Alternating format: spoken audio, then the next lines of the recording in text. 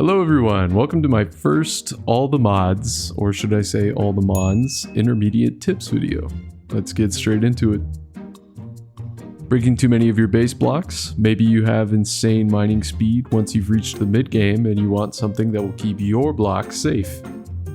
Well, with the help of this block filter and a protection pylon, you can simply right click a block to set your filter, insert into the protection pylon, and you are good to go. No more accidentally mining your blocks. Up next, we've got a useful tip for keeping your AE2 ME system clean. Here, I've got a mob farm going, and looking inside my ME system storage, you'll notice I have plenty of tools, armor, and weapons taking up my disk space. Not cool. With the help of a salvaging table from Apotheosis, an ME export bus, and a fuzzy card upgrade, you can actually export all of those junk items and get your money back guaranteed. Simply place the salvager down, connect an import bus to one side and an export bus to another side.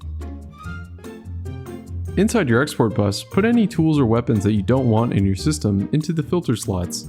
Run out of filter slots? Use a capacity card. Now that you have this set up, it will only export the basic, full durability, freshly crafted versions of the items in your filter slots. This won't work. We need a way for the filter to also send items with durability data, Apotheosis stats, and other NBT tagged onto the item. This is where the fuzzy card comes in. By default, with it set to match any setting, it will export all items of the type listed in the filter. In my case, all bows, crossbows, and tridents, regardless of durability, are being sent into the salvager and giving me raw materials plus Apotheosis items. Next up, we've got a rudimentary early game Silk Touch solution just for you. Ever needed a mob farm, found a spawner, but realized you don't have Silk Touch? Ever come across an AE2 meteor or an amethyst node underground and want that flawless block? The cardboard box is your tool for the job. With a cost of 4 sawdust, the cardboard box can take any block and relocate it to an ideal location for your farming needs. Don't have sawdust? Make some. With the Productive Tree sawmill, simply put wood in and get sawdust out. With your cardboard box in hand, right-click a block like the spawner here and mine it to pick it up. In your inventory, check to see the captured block data. When ready to place the block down, place it, then shift right-click to remove the cardboard box. This can function as an early game basic Silk Touch. The reason I say basic is, well, you can't exactly stack the boxes in your inventory. Up next, we have the induction card interface combo for all of your fluid, item, and power transportation needs. Here you can see I have an industrial foregoing hydroponic bed setup. It needs 4 things to ensure continuous operation: power, water, ether gas, and a method of extraction. Did you know all 4 of those things can come from one face of the block? It's all possible with our combination of an interface and an induction card. Placing an induction card with power stored in your ME system allows you to use interfaces as a means of providing power to the block they're attached to. How convenient!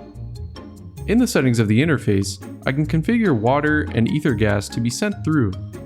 In my hydroponics bed, I can configure the water and ether gas input to pull from the side of the block that my interface is on. And there we are. I like to take my output and send it into another barrel for processing using modular routers. And if you would like an in-depth guide for modular routers, let me know in the comments. For the last tip, the generators from CobbleGen Galore are a must for my playthroughs, and I figure they should get some exposure here for just how much you can make for basically free. CobbleGens, known in the game simply as generators, are categorized by their material tier: copper, iron, gold, emerald, diamond, and netherite. Each tier doubles the speed of the generator. But what do they make exactly? This might be different per pack, but as I'm playing all the Mons, you can make including but not limited to obsidian, netherrack, skystone dust, viridium, cobblestone, andesite, and more. Here's a guide for setup. You will need 1 block to place underneath the generator to determine the block that will be made on top. A couple buckets of lava and water depending on how many generators you set up. Generators, of course. I recommend using at least a diamond tier, as in packs like these, diamonds will be relatively cheap. And last but not least, storage of some kind to place above the generator. This is important, as without a storage container placed on top, you will generate nothing. So now, with all of your items, place the block on the first layer, the generator on top of that, and the storage on top.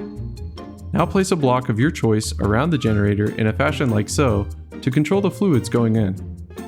Notice how one side is 1 block away while the other side is 2. This is important and you'll see why in a second. Ta-da! We are making obsidian for basically free. It consumes the lava in a sense, so place it 1 block further away so that you'll have it continually flowing into the generator. This is currently acting as the bottleneck for your generator, and they do this for balance reasons for obsidian. But for other recipes like netherrack, you don't have to worry about the 2 block away rule. And look at how fast a diamond tier generator produces materials. That's pretty neat. Alright, that's all I've got for you in this tips in all the mods. If you'd like to see more, let me know down in the comments. If you want a specific mod guide, let me know that too. Just don't ask me about Nature's Aura, I hate doing that mod.